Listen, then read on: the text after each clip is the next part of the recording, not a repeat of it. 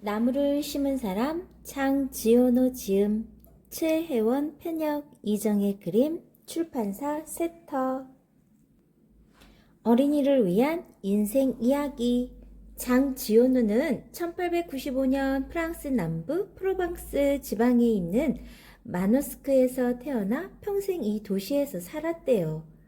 1929년 앙드레지드의 추천을 받은 소설 언덕으로 데뷔한 뒤 30여 권의 소설, 수필, 시나리오 등을 남겼고 1929년 브렌타노 문학상, 1953년 모나코 문학상 등 다수의 권위 있는 상을 수상했어요. 1954년엔 아카데미 콩쿠르트 회원으로 선출되기도 했고 프랑스뿐만 아니라 세계적으로 추앙받는 작가라고 합니다. 나무를 심은 사람, 어떤 이야기가 펼쳐질지 책 속으로 한번 들어가 봐요. 세상 일이라는 건 겉만 봐서는 모르는 거야.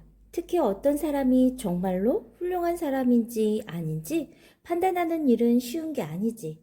참으로 훌륭한 사람의 업적은 오랜 세월이 지난 뒤에야 비로소 그 참다운 가치가 알려지는 법이란다. 내가 지금부터 얘기해 주려고 하는 이 사람은 평생 돈이나 명예를 바란 적이 한 번도 없었어.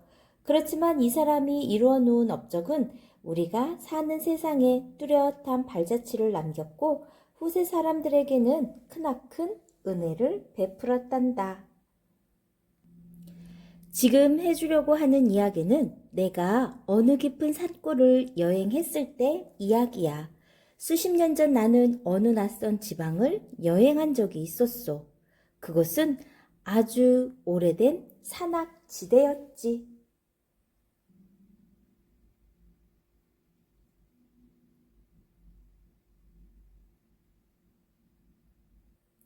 나는 젊었을 때 혼자 여행 다니는 것을 좋아했단다. 그래서 발길 닿는 대로 돌아다니다 보니 전혀 가본 적이 없는 어떤 산골로 들어서게 되었어. 그곳은 해발 1300m쯤 되는 높은 지대였는데 그야말로 완전한 황무지였어. 가도 가도 나무 한 그루 보이지 않고 어쩌다 눈에 띄는 것이라곤 잡초들 뿐이었단다. 나는 그런 길을 사흘이나 계속 걸었지. 그러다가 어떤 마을에 도착했는데 금방이라도 귀신이 튀어나올 것 같은 끔찍스러운 마을이었어. 지붕이 날아가 버린 대여섯 채의 집과 벽이 허물어진 교회가 하나 있었는데 오래전부터 사람들이 살지 않고 있는 듯 했어. 하늘에 닿을 만큼 높은 산골이라 햇볕이 몸을 태워 버릴 듯이 쨍쨍 내리쬐었지. 그리고 바람은 사납게 몰아치는데 허물어진 집들 사이에서 들려오는 바람 소리가 마치 굶주린 야수가 으르렁대는 소리 같았어. 나는 목이 말라 우물부터 찾아보았지. 겨우 우물 하나 찾긴 찾았는데 물이 완전히 말라 있는 거야. 나는 도망치듯 그 마을을 빠져나왔어. 그리고 5시간쯤 더 걸어갔지. 목이 말라서 견딜 수가 없었지만 어디에서도 물을 찾을 수가 없었어. 끝없이 펼쳐진 들판에는 잡초만이 무성할 뿐이었다고. 그런데 갑자기 저 멀리에 뭔가 언뜻 보이는 게 아니겠니? 조그만 검은 그림자였어. 나는 나무인가 생각하고는 그것을 향해 걸어갔어. 그것은 양을 치는 할아버지였어. 할아버지 옆에는 30마리쯤 되는 양들이 뜨거운 땅바닥에 엎드려 있었지. 할아버지께서는 지쳐져 비틀거리는 나에게 가죽 부대를 풀어 물을 마시게 해주셨어. 아, 물이 그토록 맛있는 줄은 예전에는 미처 몰랐어. 나는 물을 더 마시고 싶었어. 할아버지께서는 내 마음을 읽었는지 나를 할아버지가 아는 우물로 데리고 가셨지. 그리고 아주 시원하고 맛 좋은 물을 길어주셨어. 양치기 할아버지께서는 나를 잠시 쉬게 한 뒤 들판 한쪽에 있는 할아버지 집으로 데려가셨어. 그러고는 따뜻한 음식을 가져다 주셨지. 할아버지께서는 거의 말씀이 없으셨어. 고독한 할아버지였나 봐. 그런데 할아버지의 모습이 오히려 나를 좋은 느낌이 들었어. 때때로 침묵은 어떤 웅변보다도 고귀한 법이거든. 아무튼 이런 황무지에서 그 할아버지를 만난 건 다행이었어. 양측의 할아버지는 아주 튼튼한 돌집에서 살고 계셨어. 매우 깔끔하게 가꿔져 있는 집이지만 할아버지께서 살기 전에는 낡고 허물어진 집이었을 거야. 말끔하게 기와를 새로 이어놓아서 지붕에선 물 한 방울 새지 않았지. 그리고 기와에 부딪히는 바람소리가 마치 바닷가로 밀려오는 파도 소리처럼 아득하고 평화롭게 들려왔어. 방안도 깨끗하게 정돈되어 있었단다. 바닥에는 먼지 하나 없었고 그릇들도 깨끗하게 닦여져 있었지. 그리고 부뚜막 위엔 수프가 맛있는 냄새를 내며 보글보글 끓고 있지 않았겠니? 양치기 할아버지께서 내게 주신 수프는 참 따뜻했소. 그러고는 자고 가라며 포근한 담요를 펴주셨어. 내가 아무 말씀도 안 드렸지만 양치기 할아버지께서는 이미 내가 할아버지 댁에 자고 가야 한다고 생각하셨던 거야. 그곳에서 가장 가까운 마을이라 해도 걸어서 하루 반은 좋게 걸리니까 말이야. 그 주변에는 4군데인가 5군데의 마을이 자동차가 다닐 수 없는 험한 산중턱 여기저기에 흩어져 있었어. 그 마을 사람들은 대개 나무를 베어다 숯을 굽는 일을 하고 살았지. 물론 그 마을 사람들은 매우 가난했단다. 또 그곳은 사계절 모두 기후가 안 좋았고 집들도 모두 처마가 붙어 있을 만큼 형편없었어. 그러다 보니 마을 사람들은 항상 서로 으르렁대고 싸우며 살았지. 마을 사람들의 소원은 오직 한 가지, 어떻게 해서든지 그 마을을 빠져나가는 것이었단다. 남자들은 구운 숯을 수레에 싣고 도시락 팔러 나갔다 되돌아오는 생활에 다람쥐 쳇바퀴 돌듯 되풀이했지. 이렇듯 지겨운 생활이 계속되다 보니 사람들의 마음은 자연스레 메말라져 갔단다. 여자들은 원망과 한탄만 하며 하루하루를 살았고 사소한 일에도 다투길 잘했소. 심지어 교회에 나가서도 조차 서로 앞에 앉겠다고 소리 지르며 싸웠을 정도라니까. 더구나 끊임없이 불어오는 사나운 바람 때문에 사람들의 신경이 예민해져서 자살하는 사람들도 많았다고 하는구나. 한마디로 사람 살 곳이 못 되는 마을이었지. 마을 이야기는 그만하고 다시 양치기 할아버지의 얘기를 계속할게. 내가 그 음식을 먹는 동안 할아버지께서는 어디선가 조그만 주머니를 가지고 와서는 그 안에 있는 도토리를 꺼내 탁자 위에 펼쳐 놓으셨소. 그러고는 하나씩 집어들고서 성한 것을 꼼꼼하게 가려내셨지. 내가 거들어드릴까요? 하고 여쭈었지만 할아버지께서는 아니 괜찮소 하며 고개를 저으시는 거야. 나는 양치기 할아버지께서 하시는 일을 지켜보았지. 우선 할아버지께선 탁자 위에 펼쳐놓은 도토리 중에서 큼직한 것들만 골라내시더구나. 그런 다음에 골라낸 것들을 하나씩 하나씩 눈에 가까이 대고 살펴본 뒤 금이 가지 않고 성한 것들만 가려놓으신 거야.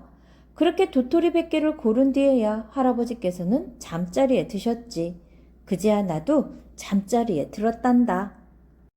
이튿날 아침 난 양치기 할아버지께 하루만 더 묵게 해달라고 부탁드렸지. 왠지 모르게 그 할아버지가 좋아졌기 때문이지. 양치기 할아버지께서는 두말 없이 내 부탁을 들어주셨소. 할아버지는 무슨 일이든지 귀찮은 게 없으신 분인가 봐. 양치기 할아버지께서는 양떼에게 풀을 먹이러 떠나기 전에 지난밤에 정성스럽게 골라놓았던 도토리를 물속에 잠시 담갔다가 꺼내어 자루에 담으셨어. 그리고 자루를 허리춤에 매달고 나서는 양떼를 모셨지. 그런데 참 이상한 일은 할아버지께서 보통 양치기들이 들고 다니는 나무 지팡이가 아니라 길이가 150cm 정도 되는 쇠막대기를 들고 계신 것이었소. 나는 양치기 할아버지를 뒤따라갔소. 양치기 할아버지께서는 한참 동안 양떼를 몰고 가다 어느 조그만 골짜기에 있는 풀밭에다 풀어 놓으셨소. 그리고 산으로 계속 도착한 장소에서 할아버지께서는 쇠막대기로 땅에 구멍을 파기 시작하셨소. 왜 땅에 구멍을 파셨을까? 양치기 할아버지께서 구멍마다 도토리를 하나씩 넣고는 정성스럽게 흙으로 덮으셨지. 그래, 양치기 할아버지께서는 매일 그렇게 도토리를 심고 계셨던 거야. 다음날 나는 양치기 할아버지와 여행길에 올랐단다. 내가 할아버지께 할아버지네 땅인가요? 하고 여쭈었더니 아니, 내 땅은 아니요 하시더구나. 누구네 땅인지는 모르지만 그런 건 아무 상관없다며 양치기 할아버지께선 모든 정성을 다해 100개의 도토리를 심으셨어. 점심을 마치고 나자 양치기 할아버지께서는 또다시 도토리를 골라내셨어. 그때 나도 거들면서 할아버지께 이것저것 물어 여러 가지 궁금한 사실을 알아냈지. 우선 알아낸 것은 양치기 할아버지는 3년 전부터 이 황무지에 나무를 심어왔다는 거야. 그리고 그동안 10만 개의 씨앗을 심었는데 그 중에서 2만 개가 싹을 내었대. 그런데 그 중에서도 절반가량은 앞으로 못 쓰게 된다는구나. 왜냐하면 산짐승들이 파먹기 때문이래. 그래도 굉장한 일이야. 나머지 1만 그루의 떡갈나무는 이곳에 뿌리를 내리게 되니까. 나무 한 그루 없이 잡초뿐인 이 황무지에. 나중에 알고 보니 양치기 할아버지의 연세는 55살이었고 이름은 엘제아르 부피에였어. 예전에는 가족들과 함께 농장에서 살았다는구나. 그런데 갑자기 하나뿐인 아들을 잃게 되었고 얼마 안 가 할아버지의 아내도 세상을 떠나신 거야. 세상에 혼자 남게 되자 양치기 할아버지는 아예 그 마을을 떠나 이곳에 와서 양떼와 개 한 마리만을 데리고 사셨다는구나. 물론 외롭기는 했지만 산속에서 조용히 사시는 것도 괜찮았대. 어느 날 양치기 할아버지는 무언가 세상을 위해 좋은 일을 하고 싶으셨던 거지. 그래서 양치기 할아버지께서 하시는 일이 바로 이 황무지에다 나무를 심으시는 것이었어. 나무가 없는 땅은 죽은 거나 다름이 없다는 것이 양치기 할아버지의 생각이었거든. 낙원으로. 오랜 세월이 흐른 뒤 나는 다시 그 지방을 찾았지. 내가 양치기 할아버지를 까맣게 잊고 지낸 이유가 있었어. 할아버지를 만났던 그 다음에 그만 전쟁이 일어나고 말았지. 물론 나는 전쟁터에 나가 전쟁이 끝날 때까지 5년 동안 싸웠단다. 그러니 어린 시절에 타고 놀았던 목마나 차곡차곡 모아두었던 우표처럼 양치기 할아버지는 먼 옛날에 추억이 되고 만 거지. 그러다가 내가 다시 그 산골을 찾아간 것은 전쟁이 끝나고 한참이 지나서야. 황무지는 조금도 변한 게 없었어. 그리고 처음에 찾아갔던 그 마을도 여전히 사람이 살고 있지 않았지. 귀신이 나올 것 같은 느낌도 여전했고 이곳에 다시 오기 전날부터 나는 양치기 할아버지가 보고 싶었어. 할아버지가 심은 도토리 1만 개가 싹을 틔웠다면 참 멋질 텐데. 버려진 마을을 지나면서 나는 피식 웃고 장난처럼 그런 생각을 한 거야. 그런데 저 멀리 아득히 먼 곳에 잿빛 아지랑이 같은 것이 융단처럼 펼쳐져 있는 게 아니겠니? 그래, 떡갈나무 숲이었던 거야. 산은 온통 도토리 싹이 나서 자란 떡갈나무로 무성해졌어. 나는 단숨에 양치기 할아버지 댁으로 달려갔지. 혹시 그동안 돌아가시지는 않았을까 하는 생각에 가슴을 조이면서 말이야. 그러나 양치기 할아버지께서는 예전보다 더욱 건강한 모습으로 나를 맞이해 주셨어. 변한 게 있다면 양떼를 기르시는 대신 100통의 꿀벌을 치고 있었다는 것뿐. 양들이 자꾸 나무의 묘목을 뜯어먹어서 꿀벌로 바꾸셨다는 거야. 양치기 할아버지는 전쟁이 한창 벌어지는 중에도 꿋꿋이 나무만을 계속 심으셨던 거지. 산은 온통 떡갈나무의 푸른 잎으로 울창했어. 10년 전에 심었던 도토리가 뿌리를 내어 벌써 내 키보다 훨씬 더 크게 자란 거야. 나는 이 놀라운 광경을 보고 할 말을 잃었단다. 너무나도 감동해서 눈물이 나올 정도였다고. 나는 온종일 숲속을 돌아다녔어. 숲은 길이가 11km나 되었고 폭도 3km 정도 되었지. 믿을 수가 있겠니? 전쟁으로 모든 것이 파괴되어 버렸는데 이 양치기 할아버지 혼자서 이토록 엄청난 일을 해내신 거야. 숲에는 떡갈나무뿐만이 아니야. 너도밤나무 내 어깨 높이만큼 자라나 있었고 자작나무도 물창하게 들어서 있었어. 그리고 더욱 놀란 것은 물 한 모금 찾을 수 없었던 이곳에 시원한 시냇물이 졸졸졸 흐르고 있었던 거야. 아무도 살 수 없던 황무지가 이제는 낙원으로 변해 있었어. 나무가 점점 자라면서 시냇물도 다시 흐르게 되었고 산토끼와 멧돼지 같은 짐승들도 다시 찾아들었어. 그 뒤 떡갈나무 숲에는 사람들이 하나둘씩 모여들어 채소밭도 일구고 목장도 만들었지. 하지만 아무도 양치기 할아버지 혼자서 그 숲을 이루어 놓으셨다는 것을 알지 못했소. 조금씩 변하면서 찾아온 이 새로운 세상이 저절로 된 줄만 생각할 뿐이지. 여기서 우리가 잊어선 안 될 것이 있어. 울창한 숲, 상쾌한 바람, 아름다운 시냇물, 이 낙원이 탄생하기까지는 양치기 할아버지의 쓰라린 고통과 절망이 있었다는 거야. 어느 해 양치기 할아버지께선 1만 그루의 단풍나무를 심으셨지. 그런데 한 그루도 남지 않고 모두 죽었어.